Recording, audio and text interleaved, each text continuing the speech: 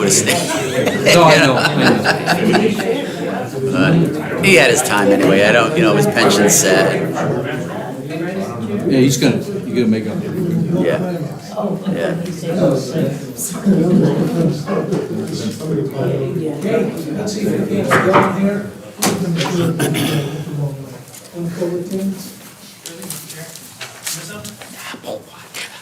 Here.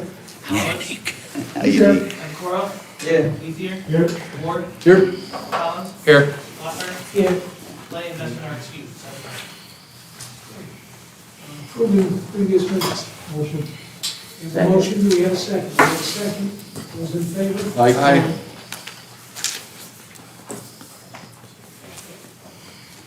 Number two, authorizing this commission. Authorizing submission of a application to and agreement with the New York State Division of Homeland Security regarding reimbursement for the COVID-19 pandemic and amending the 2024 Sheriff's Office budget. Good evening, everybody. Hello, Mr. Chairman.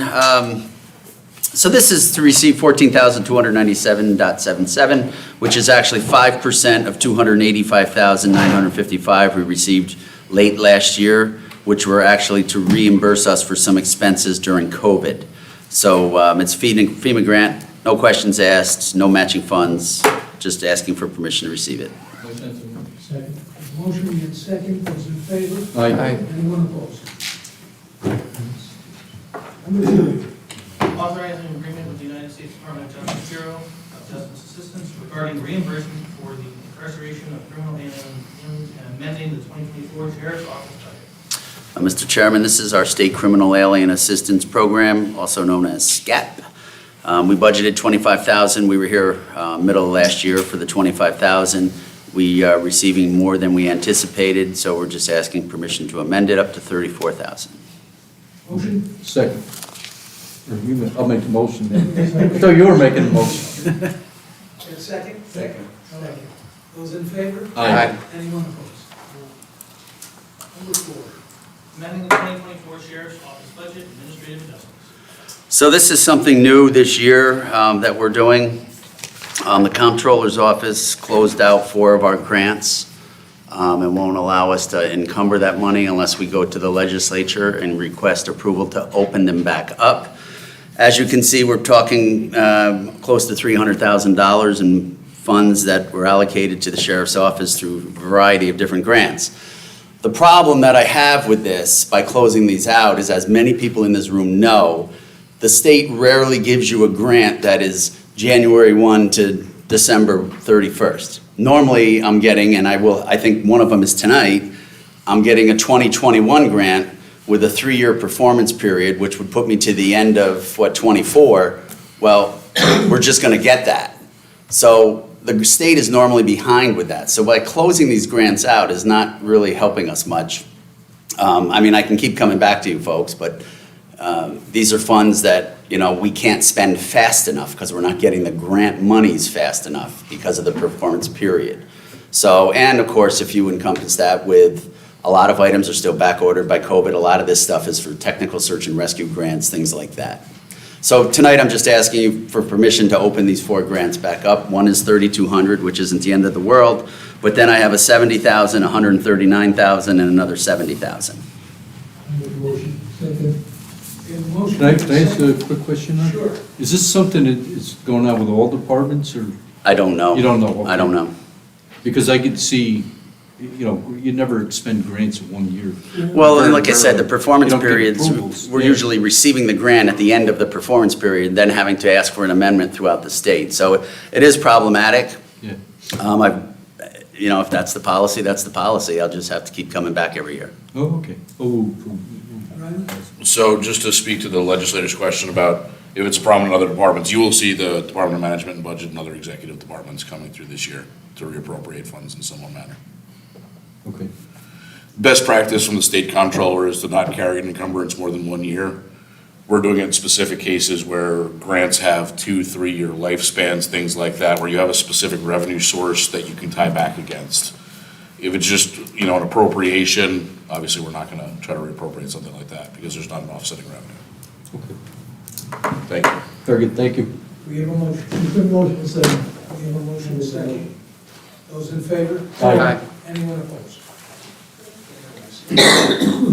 Authorizing an agreement with the New York State Unified Court System regarding security services for the Albany Supreme and County Courts.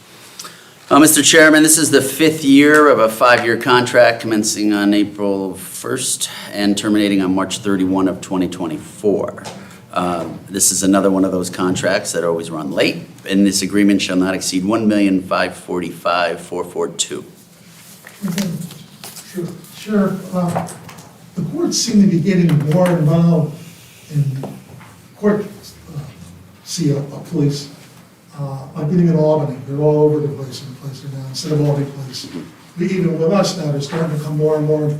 Is that gonna be to eventually phase our deputies out of the courts?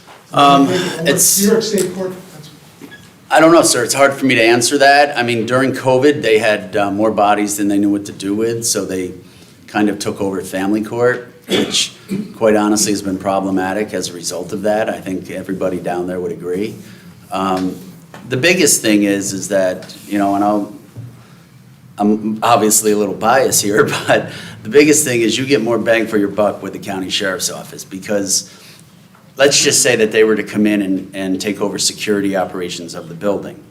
We still have to keep everybody by virtue of moving the prisoners and transporting the prisoners. Now those folks are able to do double and triple duty by securing, scanning, transporting, you name it, working in the courtrooms. We still need people for that. So it's not like it would be a huge cost savings. Actually, it would be more of a gross waste of tax dollars, because I'd have so many people in the building performing a security function. But a lot of areas around us have done that. Some are smaller sheriff's office. Some people see it as a nuisance and don't want to deal with it. but you have to do it, I mean, because they reimburse us for the deputies. Yes, they do. They reimburse us, and again, so we would lose that reimbursement, and they would still have to be there to perform the transportation and court security function. So we would lose the $1.5 million. I was just surprised how many were in city court. Like you Yeah. said, there was a lot of guys. Yeah. Had 10 guys here. Yeah, they have a much different formula than us, because that's just their way of doing it. Thank you. Any other questions? Make a motion. We have a motion by Gilman, second by Gary. Those in favor? Aye. Anyone opposed? Number 6. Amending resolution number 573 for 2023 regarding the 2023 Public Safety Answering Points Operations Grant Program. So this is one of those contracts from January 1 of 2023 to December 31st, 24. Public Safety Answering Point Grant Award for $235,000. This is what we just, you know, pay for licensing and all of the jurisdictional functions that go with PSAP, answering a PSAP. Motion. We have a motion. Second. Those in favor? Aye. Anyone opposed? Number 7. Authorizing an agreement with Interauto Life and Safety Solutions regarding the purchase of E911 equipment for the city of Albany and the towns of Bethlehem, Colony, and Gilroy. So as you know, we try to keep on the cutting edge of technology with our 911 system. I think that's what the taxpayer deserve, and I think that's what they want. This approval would allow us to purchase phone equipment for City of Albany, Town of Bethlehem, Town of Colony, Town of Guilderland, and migrate from Central Square, which is our current provider for the 911 system, into an Intrado Next Gen. So the difference there is we're at end of life with Central Square. The Intrado is going to allow for the video 911, the texting 911, all which we have right now. We've been using it. Funny enough, quick story if you don't mind. You know, some of the older folks probably don't text, right? They like to pick up their landline and dial 911. But texting 911, we know that we're going to probably draw in that younger person. And that's what we've done with texting 911. We've had 2 under the age of 12-year-olds call us, violent domestics. Both individuals were 11, I believe. One might have been 10, but I believe there are 11 because those kids know how to text. They know how to talk on those computers and everything else. Those were the calls that came in. The kid couldn't use the phone, he texted the 911, violent domestic at the house, and deputies were able to respond. So it's pretty good stuff, and the video, of course, will help us with any, you know, whether it's an active shooter or something to that effect, you'll be able to see what's going on and relay that information to responding public safety personnel. So that's what this one's all about. Any questions? Paul? Thank you, Frank. Craig, Is that technology porous with your other co-dispatching organizations? Like, for example, when you go to that technology, does the Colony dispatching operation have the ability to do those same things? Yeah, that's what this one was all about, is we're buying it for all of the PSAPs. Oh, okay, so Yep. it'll be fully integrated Yeah. across the whole platform? Right. Great, thank you. Any other questions? Yes? I'm not sure I understood you right, but with the system, you can see? Yeah, so you'll be allowed to, what you'll do is you'll text us or call us, and we'll ask you, we're gonna send you a link. Can you please click the link? And that allows us access to the camera on your phone. So if it is in fact an active shooter situation and you're hunkered down somewhere, you'll be able to hold the phone up and show us what's going on, so we can deploy our resources where they need to be properly deployed. Or it could just be a horrible car accident, like, the person's that's trapped in the car, show us, would you mind clicking on that link? And they can bring the car accident right up and show us, oh my gosh, we're gonna need the jaws of life, we're gonna need this, that, and the other thing. So it'll allow us to better deploy resources and give us a much better advantage. When do you think this will be implemented? About 3 months ago. We've been testing it, it's working, we've So received, it's already yeah, going. we've received the texting calls. We just haven't, I don't want to inundate the system, so we haven't been out there like with our cheerleader uniforms on going, text everything to 911. So it's, but it's been working flawlessly, so at some point we'll, have like a much larger release. Great. That's great. We have a motion by Gil, do we have a second? Second. We do have a second. Those in favor? Aye. Anyone opposed? Having been there with Frank, supporting the original 911. Yes. Yeah. When we first started it with Sheriff Campbell, we've come a long way, baby. Yeah, it's pretty neat. And listen, just a point of interest, the original building that you folks helped fund and open up is actually being used right now by Albany PD. They've been in it for the last couple of weeks because they're moving their system.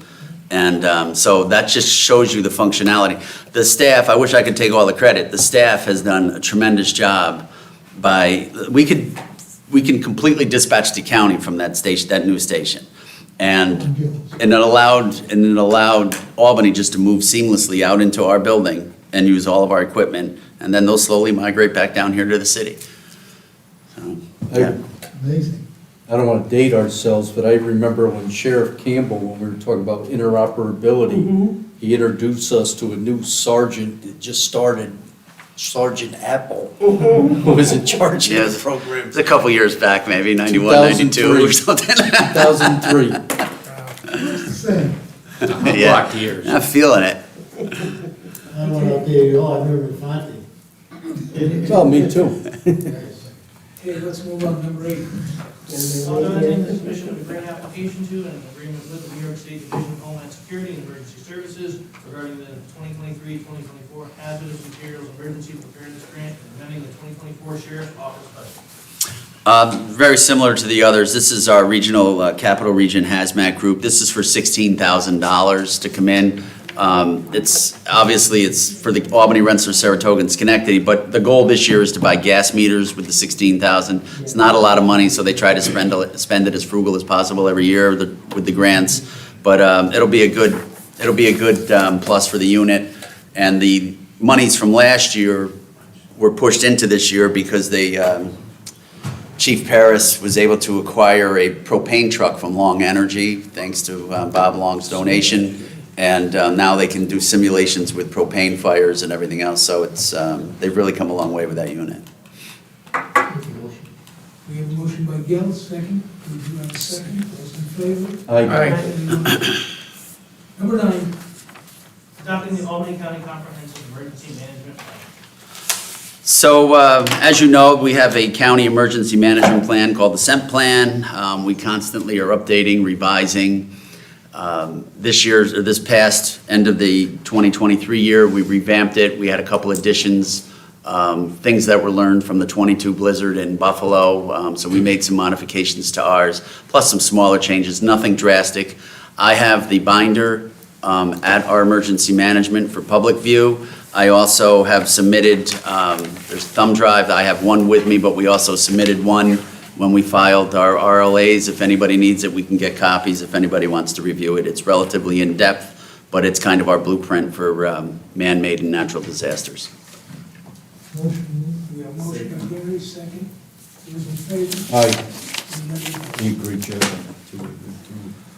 Number 10, we're going to give the sheriff opportunity to speak on, and we'll wind up table. Go ahead, Sheriff. So, end of third quarter 2023, legislator Alice McLean Lane reached out. Manans was having an issue with dispatchers, retaining them, and of course, recruiting them. So I think at one point, the chief may have even been working the desk for dispatch down there. They asked if we would consider taking them over. We did a quick review. No employees transferring, no union issues, no personnel issues whatsoever. It was a matter of just us pushing a button. So at that point, we agreed to do it. As you know, pursuant to county law, we have no choice but to do it. So they were closing their shop up. We absorbed it. It's roughly 600 calls a year. The good thing about it is we save roughly anywhere from $12,500 to $15,000 a year in fiber tie lines to the village of Manans, which actually equates out to the county saving $219 a 911 call by virtue of only 600 and some calls a year down there. In addition, we have a $25,000 revenue line we generated, $25,000 a year for 5 years, pay for some licensing fees for the portable radios and things like that. And then lastly, which was another positive result of us doing this, because it is in fact a shared service, and that's why we built the 911 center, they also go on what we call our northern channel. So we have Watervliet, Green Island, and Cohoes on one frequency. And they all work well together. They can monitor what each other are doing. If there's a hot call, they can slowly start to migrate to that area. We've added Manans to that channel as well. And it's actually already proven to be a success, because I know Cohoes had some cars, a vehicle chase coming down into the city. They were all able to go to that area and stop it. So it's worked out well. Last minute call today from the county attorney. There were some issues with the contract or whatever.